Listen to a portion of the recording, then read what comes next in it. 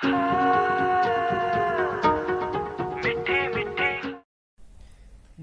अभी हम लोग कौन सा चैप्टर है?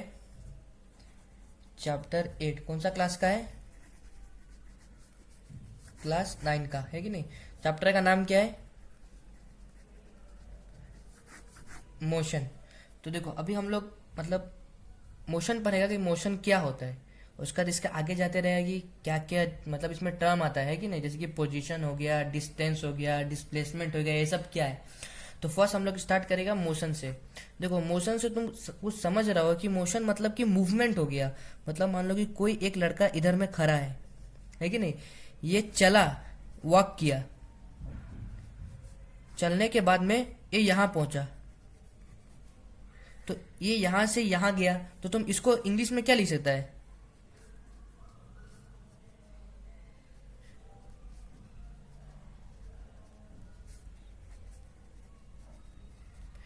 ये लिख सकते नहीं लिख सकते? देखो, एक लड़का यहां था, मोशन क्या है? मूवमेंट है। ऐसे समझो, मोशन क्या है?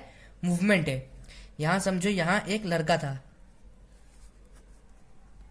कोई भी हो सकता है, वो यहां से यहां तक चला, वॉक किया, यहां से यहां तक चल के यहां पर आया आया। अब देखो, उसी को बस हम यहां पे लिख रहे हैं, the change in position of object. इसका पोजीशन चेंज हुआ ना, नहीं हुआ? पहले यहां, तब यहां से यहां गया। अब देखो, ये जब यहां से यहां तक चल के आया, तो देखो यहां कभी गाड़ी मतलब बिल्डिंग हो सकता है, यहाँ कभी पेड़ हो सकता है। मतलब जो यहाँ था वो इसको यहाँ पर नहीं मिलेगा। जिसका यहाँ पे घर था ना, उसका यहाँ पे इसको घर नहीं मिलेगा, यहाँ पे किसी और का घर मिल सकता है। मान लो ये रास्ता में चल रहा है कि नहीं, ये रास्ता में चला और यहाँ किसी और का घर है। यहाँ से जब ये यहाँ तक चला, तो यहाँ पे ये सेम घर तो इसको नहीं मिलेगा ना, अलग कुछ मिलेगा इसको। तो देखो, the change in position of object with respect to its surrounding,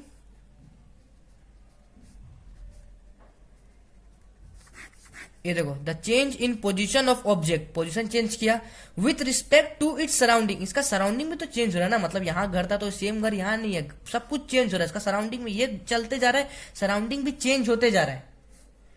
with respect to its surrounding is known as motion.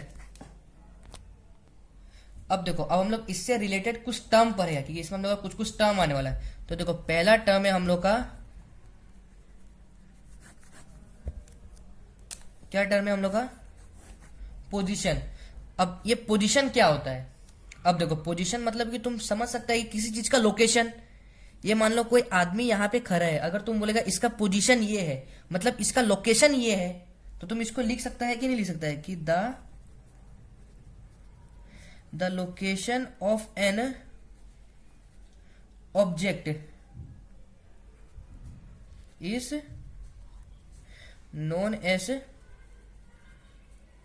Position. मतलब इसका लोकेशन जो होगा वही इसका पोजीशन होगा।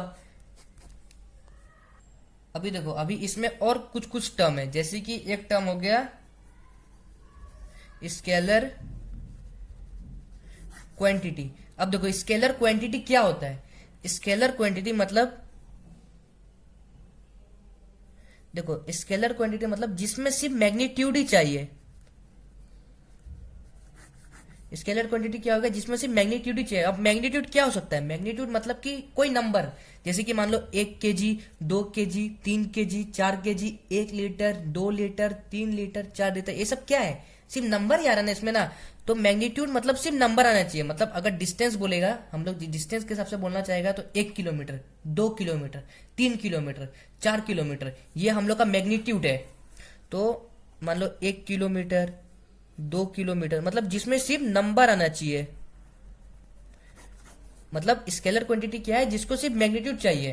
तो लिखो, the physical quantity which required only magnitude is known as scalar. देखो, हम बोला मैग्नीट्यूड चाहिए, तो द फिजिकल क्वांटिटी, ये क्या है? फिजिकल क्वांटिटी है। स्केलर ये क्या है? मतलब फिजिकल क्वांटिटी है। The physical quantity which required only magnitude is known as scalar quantity. अब देखो, अब इसमें एक और है सेकेंड वाला, वो क्या है,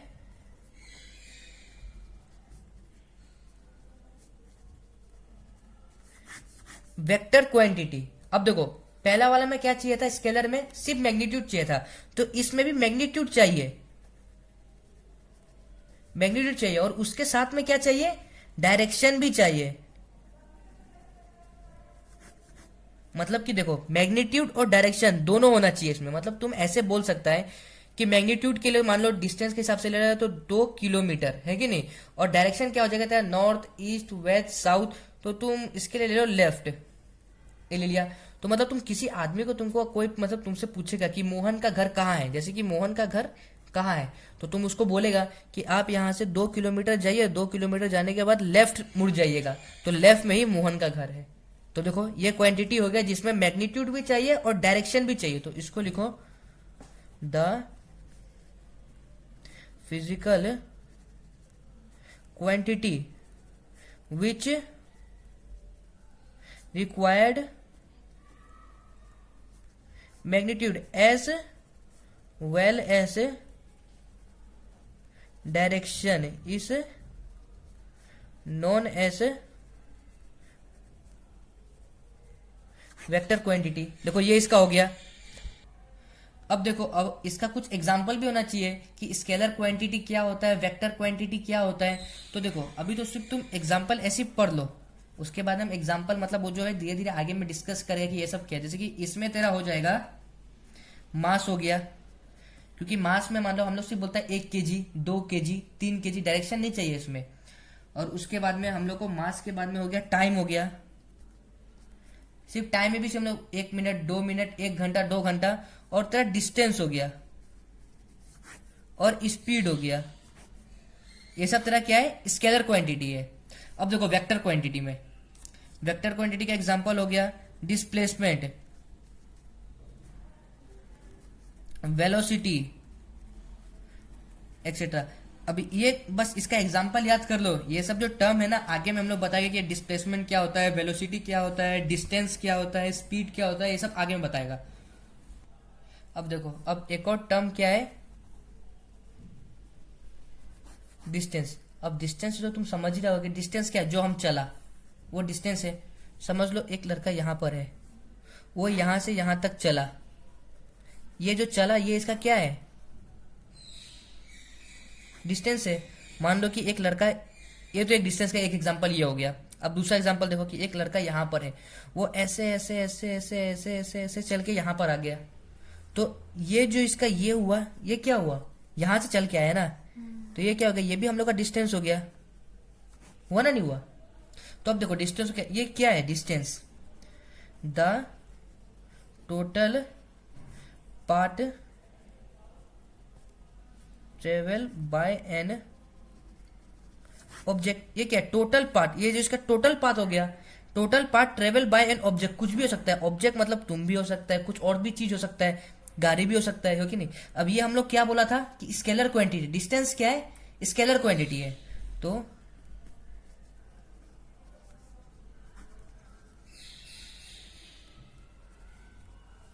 it is a scalar quantity. अब देखो, अब इसका पूछ सकता है ना कि इसका यूनिट क्या होगा, यूनिट, डिस्टेंस का यूनिट क्या होगा. तो डिस्टेंस का यूनिट तो ज्यादातर मीटर में होता है, लेकिन मीटर भी हो सकता है, सेंटीमीटर भी हो सकता है, किलोमीटर भी हो सकता है, नैनोमीटर भी हो सकता है, लेकिन ज्यादातर ये होता है, ये इसका यूनिट हो गया, है कि नहीं. अब देखो, अब हम लोग पढ़ेगा डिस्प्लेसमेंट. सेकेंड में क्या है, डिस्प्लेसमेंट. ये डिस्प्लेसमेंट भी सेम है, डिस्टेंस का तरह ही है, लेकिन बस दोनों में थोड़ा सा अंतर है. देखो हम बोला था कि डिस्टेंस क्या हो गया, मान लो एक आदमी यहां से यहां से यहां से यहां से यहां से यहां पर गया, तो ये जो चला और यहां तक आया, तो ये पाथ हम लोग का क्या हो जाएगा, ये पाथ है हम लोग का डिस्टेंस, है कि नहीं. लेकिन ये जो यहां से चला, इसका एक तो शॉर्टकट भी तो है ना, ये तो डायरेक्ट ऐसे सीधा भी जाता तो पहुंच जाता. तो ये जो शॉर्टकट जो रहता है ना, इसी पाथ को हम लोग क्या बोलता है, डिस्प्लेसमेंट, तो डिस्प्लेसमेंट को अगर बोलना पड़ेगा तो क्या कैसे लिख सकता है? इट इज अ शॉर्टेस्ट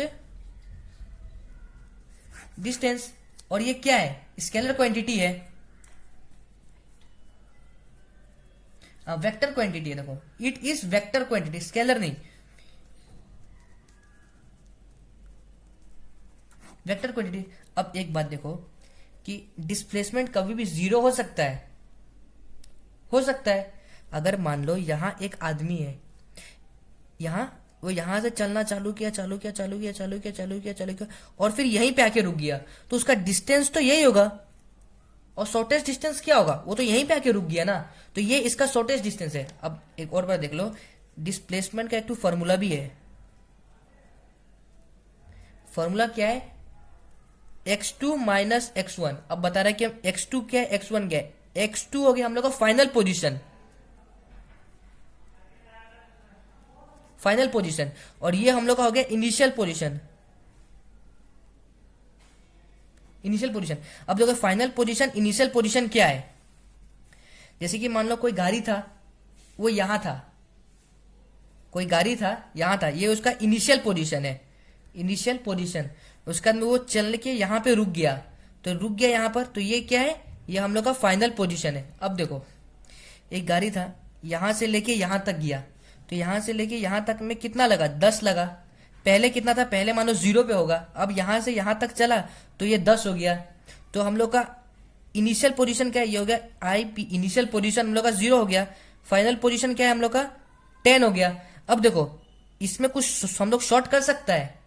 नहीं कर सकता है ना, क्योंकि देखो डिस्टेंस यही है, और इसको तो ऐसे अगर हम लोग जाएगा तो ये तो इससे ज्यादा ही हो जाएगा ये, तो इसका डिस्टेंस और डिस्प्लेसमेंट दोनों सेम ही रहेगा। मतलब डिस्टेंस ये है और डिस्प्लेसमेंट भी है। तो देखो डिस्प्लेसमेंट का फॉर्मूला क्या बोला था हम?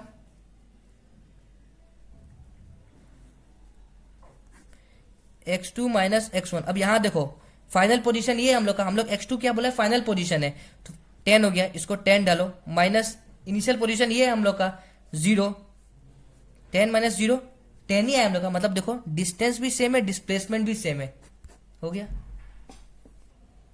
अब देखो डिस्प्लेसमेंट का दूसरा एग्जांपल, किसका? डिस्प्लेसमेंट का दूसरा, सबसे मान लो कोई एक आदमी यहां था, वो ऐसे गया, फिर यहां पहुंचा, फिर उसके बाद में ऐसे आया, पहले मान लो ए से बी तक गया, और फिर बी से सी तक गया। ये मान लो उसका डिस्टेंस 3 है, और ये मान लो उसका डिस्टेंस 2 है कि नहीं? तो इसका डिस्टेंस क्या हो जाएगा? पहले यहां गया, फिर यहां गया, तो मतलब कि A B plus B C कितना है? 3 प्लस 2 कितना हो गया? 5 हो गया हम लोग का। अब देखो, अब इसका डिस्प्लेसमेंट बोलेगा निकालने तो तुम क्या देखो, इसका डिस्प्लेसमेंट कैसे होगा? ये ऐसे यहाँ पे शॉर्टकट से पहुंच सकता था, तो ये देखो ये हम लोग का राइट एंगल बन रहा है, पाइथागोरस थ्योरम हम लोग में लगा सकता है डिस्प्लेसमेंट निकालने के लिए। तो यहाँ पे डिस्प्लेसमेंट क्या है? एसी है ना, नहीं है? AC equal to Pythagoras theorem लगा root over base square plus perpendicular square. तो ए बी का स्क्वायर लगाओ प्लस बी सी का स्क्वायर लगाओ, कितना है? 3 स्क्वायर प्लस 2 स्क्वायर, 3 स्क्वायर 9 हो गया, 2 स्क्वायर 4 हो गया, ये रूट में 9 प्लस 4 कितना हो गया? 13। तो डिस्प्लेसमेंट का वैल्यू कितना आ गया? 13। ये मान लो हम लोग का सेंटीमीटर में था, ये 3 सेंटीमीटर 2 सेंटीमीटर, तो ये भी हम लोग का सेंटीमीटर में आया। ऐसा क्वेश्चन सब पूछ सकता है, ठीक ना? अब देखो अभी हम लोग का ये सबसे इंपॉर्टेंट पॉइंट है, इंपॉर्टेंट पॉइंट है कि नहीं? ये देखो ये क्या है हम लोग का? मोस्ट इंपॉर्टेंट है कि नहीं? सबसे इंपॉर्टेंट चीज है। ये देखो डिस्प्लेसमेंट हमेशा छोटा रहेगा किसका? डिस्टेंस का। अब देखो हम बता रहे हैं क्यों होगा। मान लो एक आदमी, सेम इसका पहला जो क्वेश्चन किया था वही देखो, एक आदमी यहां से यहां चला और यहां से यहां चला, तो ये और ये जो मिलेगा वो उसका डिस्टेंस होगा ना, नहीं होगा? और ये जो होगा वो डिस्प्लेसमेंट होगा। तो देखो ये दोनों को अगर हम जोड़ेगा तो इससे बड़ा निकलेगा ना, नहीं निकलेगा? निकलेगा। तो इसी के लिए ये हम लोग का सही है, डिस्प्लेसमेंट हमेशा कमती होता है किसका? डिस्टेंस का।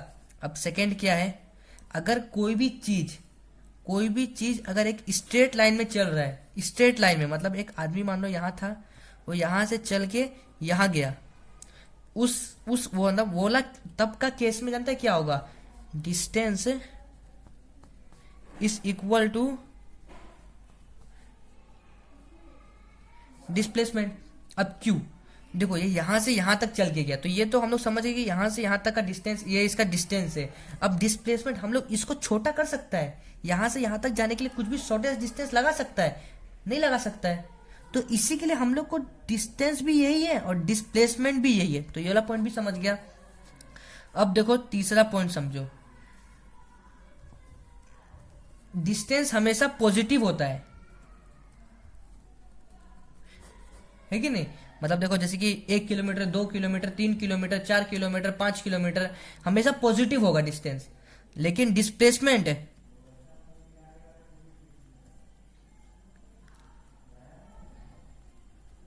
डिस्प्लेसमेंट कभी जीरो भी हो सकता है, पॉजिटिव भी हो सकता है और नेगेटिव भी हो सकता है। पॉजिटिव तो समझ गया होगा, पॉजिटिव वैल्यू निकलेगा। अब देखो जीरो कैसे होगा, कोई भी एक आदमी है, यहां से लेके चला चला चला चला चला चला चला चला और यहीं पे आके रुक गया, तो यहां से यहां तक का तो उसका डिस्टेंस हो गया ये। और देखो चला यहीं पे और यहीं पे जाके रुक गया, तो शॉर्टेस्ट डिस्टेंस क्या हुआ, जहां से चला तो वहीं पे जाके रुक गया, तो यहाँ पे इसका डिस्प्लेसमेंट क्या हो गया, जीरो हुआ ना, नहीं हुआ। तो देखो डिस्प्लेसमेंट जीरो हो गया। और डिस्प्लेसमेंट नेगेटिव कैसे हुआ, ये जो नेक्स्ट लेक्चर होगा उसमें हम लोग जो क्वेश्चंस करेंगे उसका ऊपर में मतलब बता देगा कि ये नेगेटिव कैसे होता है। तो आज के लिए इतना ही, नेक्स्ट लेक्चर में क्वेश्चंस भी होगा और मतलब ये सब का ऊपर में क्वेश्चंस होगा, जो जो लोग मतलब एग्जाम में आने वाला वही सब सिर्फ क्वेश्चंस करेगा हम लोग। तो इसी के लिए बस ठीक है।